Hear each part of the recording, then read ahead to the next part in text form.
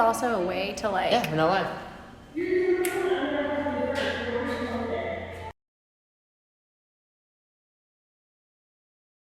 Is it working? Okay, cool. Hello everybody. Hey y'all. Alright guys, as you're rolling in, we're gonna just go ahead and get started. This is gonna be recorded, it's gonna be up on YouTube. So if you don't catch the whole thing and you wanna come back to it, review everything, we're gonna post it. We'll send the link out in a couple of days. But for those of you who don't know, my name is Dr. Johnny Earls. I'm a physical therapist here at Human Function and Performance. I'm Amelia Poncher. I'm a physical therapist at Genesis PT and Wellness. And today we're going to be bringing you guys the Back to the Barbell squat re-education program for any of you who have dealt with either low back, hip, knee, or pelvic floor related problems and have gone through some sort of rehab program. So to get started, I'm going to produce a little intro for you guys, and then we're going to get right into some stuff that's going to help you improve your mobility and get back to squatting pain-free. Now, as a global concept of rehab, coming back from an injury, we're trying to increase mobility in order to disperse force amongst the body.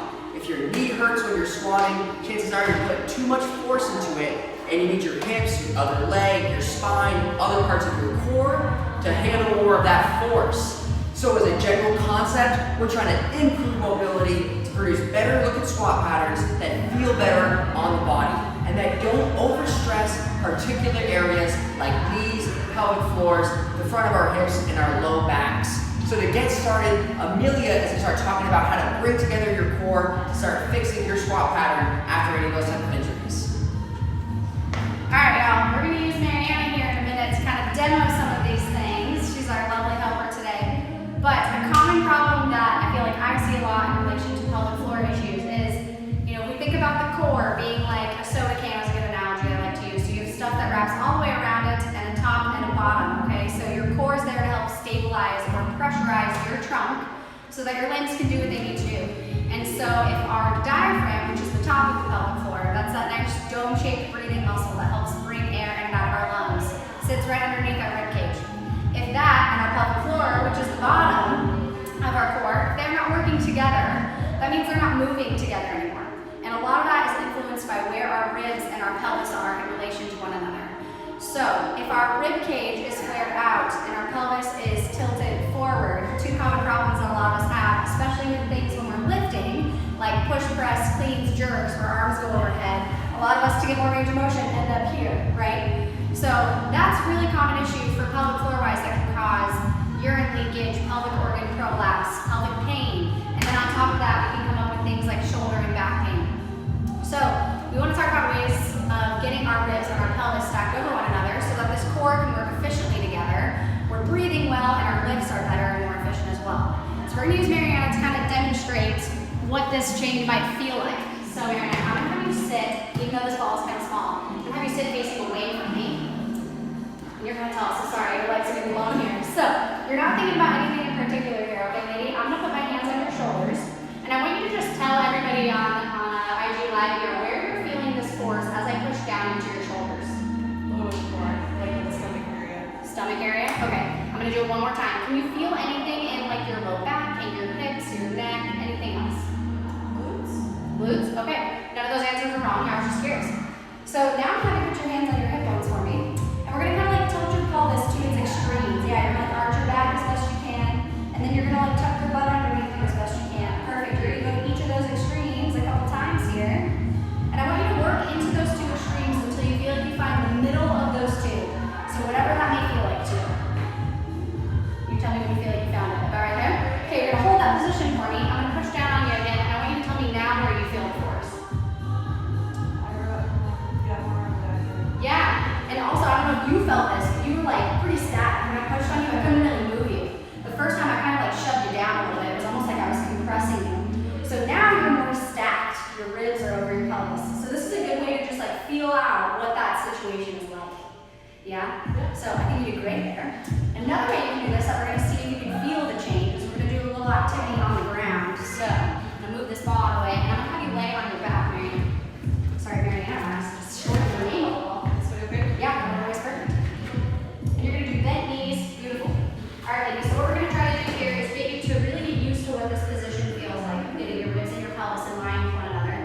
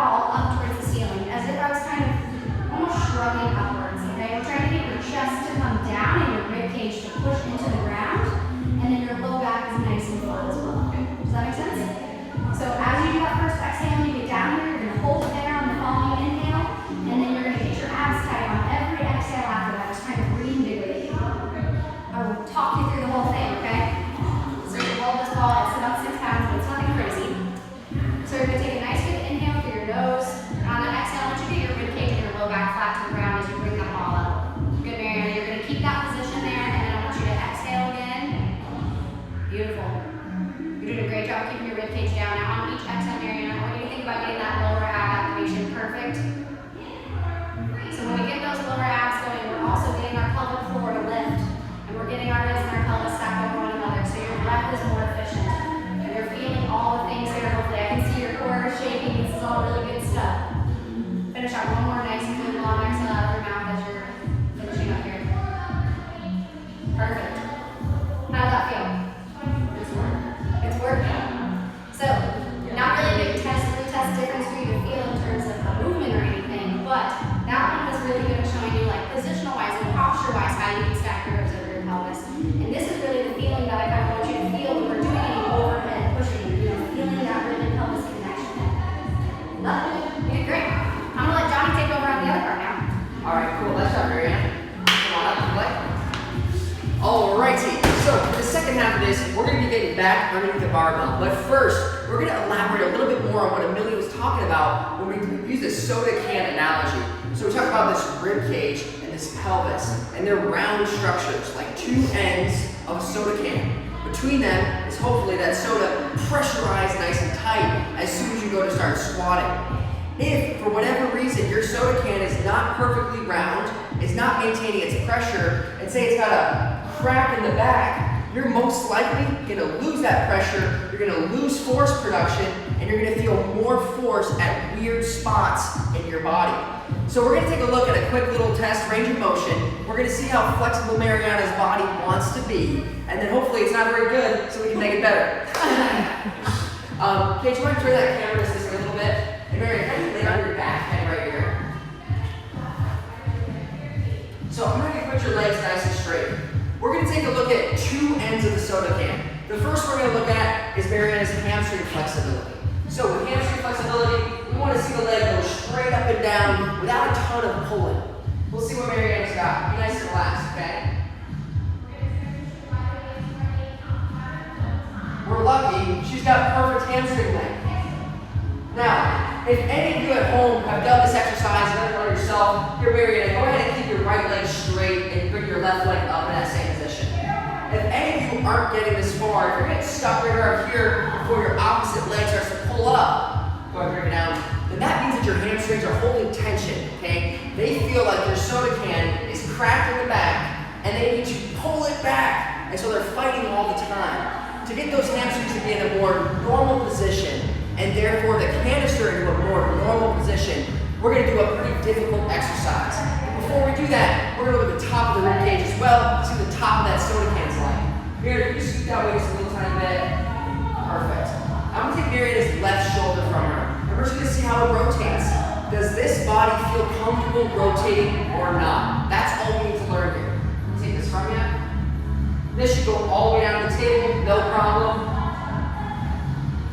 And thankfully it doesn't, so we can change something. So it's a little bit tight right there, and going back is also a little bit tight. See that little bit of space there. Okay, cool. Mariana, come on down. So we learned something about Mariana just now. We learned that the bottom of her canister is doing pretty good. Maybe it was that pelvic work with Amelia, I'm not sure. But her hamstrings seem very comfortable holding the bottom of her soda can underneath her. We're going to focus a lot on the top of this soda can and building appropriate pressure within it in order to stabilize this body for the squat pattern. I was going to say something, then I stopped. Mariana, I'm going to hold this, okay? Can you take a big step like right over here and then face me? Now I want you to put your feet into a comfortable squat position. I want you to let your shoulders relax, and I want you to push your elbows straight at me so that weight comes forward. Now I want you to push it a little bit more. Boom. So right here, we already saw the back of the soda can get expanded a little bit. Now I want you to grip your belly, and I want you to squat 3 times. Good. We don't want to see any pressure come out of the back here. Go 2. Now on this last one, I want you to pull your ribcage back a little bit more and hold it right there and squeeze your belly tight. Don't lose that feeling. Go for it. One more actually. I want you to squeeze his belly like this. So reach your hands forward and then tuck your pelvis underneath you. Good. Now a little bit more, reach that forward. You got one more, Mariana. Bam. Come on back up. I'm going to take this from you. Let's take a look at the table. You can come back over here. Alright, I'm going to take this.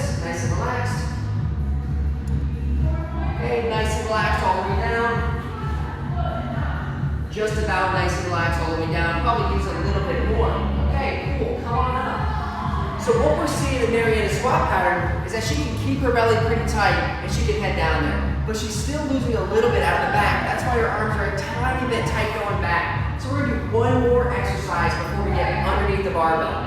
Mariana, can you come down to all fours like we're gonna do a cat-cow? Can you go this way? Yes, please, go this way. So we need the shoulders to roll back a little bit more. To me, that means we need more back expansion.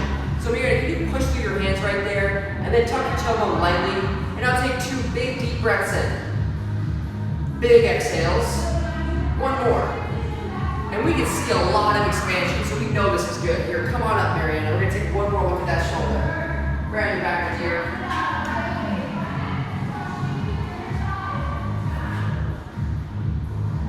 And that's super relaxed, right on the table, no problems.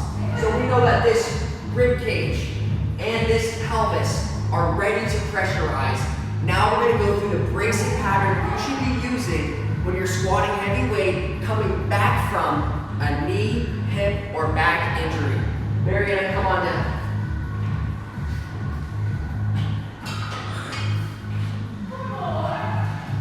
Alrighty. Now the easiest position to begin relearning how to brace your core in a squat pattern is maybe the front squat position. The reason being is that most people tend to crack their soda can forward and use too much back, not enough core. Therefore, by bringing the barbell in front of us, it helps us keep our core backwards. Mariana, do you mind coming over here and getting to the front rack position? And Paige, do you mind coming down here next to the mic? Paige, come on. All right, go ahead and come into the front rack position for me, Mariana. Cool. Now, Mariana is familiar with the barbell. She knows what she's doing. So we're gonna have Mariana take your feet just a tiny bit further apart. That's perfect. Now, I want you to bring that above your shoulders so it's like right on your collarbones. Good. Yeah, just like that. And then I want you to push your elbows forward a little tiny bit. That's perfect. Elbows go forward, ribs go back. Now I want you to actively take your rib cage backwards a little bit. That was your pelvis, that was good. I want you a little bit of that. Take out your rib cage and take it backwards. So push into my hand. Good. Now we have expansion in the back. I want you to exhale completely. Hold that exhale, keep your belly gripped. Keep your belly gripped. Now breathe in through your nose deep. And I want you to squat. Now push through your feet as you exhale and come back up. So we're going to inhale, maintain about a 50 to 70% inhale, and then we're going to exhale all the way back up. So go ahead, exhale, set your core, hold that exhale, breathe in through your nose, squat, and on your way back up, exhale, go ahead and wrap.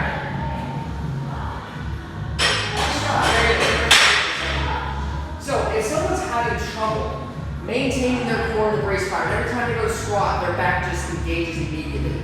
A great exercise is that first one that we started with, teaching the body how to come backwards. By being able to come backwards, we can keep the core straight up and down as we squat. The amazing thing about the pelvic floor and the rib cage is that it acts like a piston. Push pressure down, the pressure goes down. Then when we exhale, the pressure comes up and helps you lift that weight off your body. Now, that is what we would recommend that you guys do if you're coming back from any kind of knee, hip, or back pain related injury, especially if your pelvic floor was involved, which, as Amelia knows, it always is, no matter who you are. If your pelvic floor is not maintaining pressure well with your diaphragm, you're going to see that like a crack in your Coke can, and then you're going to know you start training your core to better pressurize your system to get the force off your knees, your hips, and your back, and into the rest of your body.